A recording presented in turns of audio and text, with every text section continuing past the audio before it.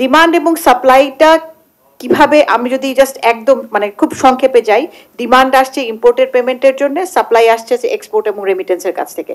এতক্ষণ আমরা যে কয়টা এক্সাম্পল শুনলাম, যে কয়টা মানে যেরকম আমরা বললাম যে 75 থেকে ডলার হঠাৎ করে খুব কম সময়ের মধ্যে 105-এ চলে গেল, কিংবা ধরেন বিদেশের কমোডিটি প্রাইস বাড়া কমা, there are certain things যেটার উপরে আমাদের বাজারে কোনো হাত নাই, ইন্টারন্যাশনাল মার্কেটের উপরে বাংলাদেশের কোনো কিছুরই হাত নাই। আমাদের ডিমান্ড মানে যেসব জিনিসের জন্য আমাদের ডিমান্ড, আমাদের অয়েলের জন্য কিংবা আমাদের বেসিক ফুডের জন্য আমাদের যেটুকু ডিপেন্ডেন্সি আছে সেটুকু থাকবে, সেটা আমরা হঠাৎ করে কমাতে বাড়াতে পারবো না।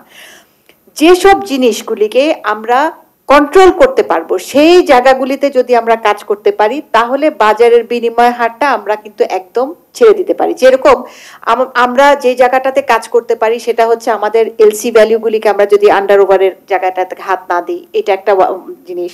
দেশের থেকে যদি ডলার খুব বেশি না চলে যায়, মানে যেসব কারণে যাচ্ছে সেগুলিকে যদি আমরা মানে বন্ধ করে রাখতে পারি, তাহলে কিন্তু আমার বিনিময় হার বাজার ভিত্তিক হলে কোনো সমস্যা নাই।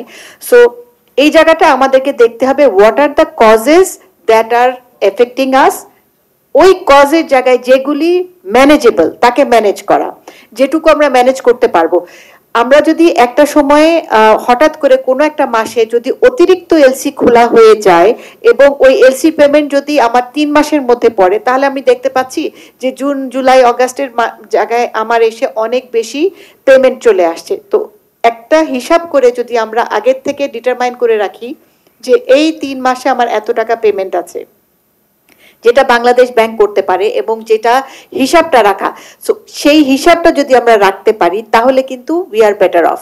রেমিটেন্স কত আসবে সেটুকু কিন্তু আমরা 100% বলতে পারছি না, বাট একটা জায়গায় গিয়ে আমরা ধরে নিতে পারছি যে এরকম লেভেলে থাকবে।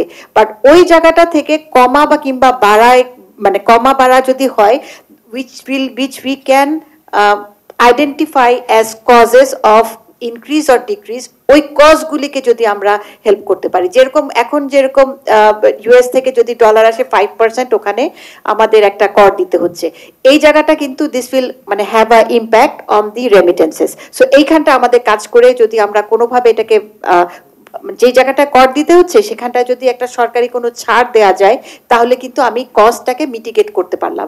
সো কেস বাই কেস, মানে আইটেম বাই আইটেম যদি আমরা হিসাব করে হিসাবটা রাখতে পারি, তাহলে কিন্তু আমরা ভালো থাকতে পারবো।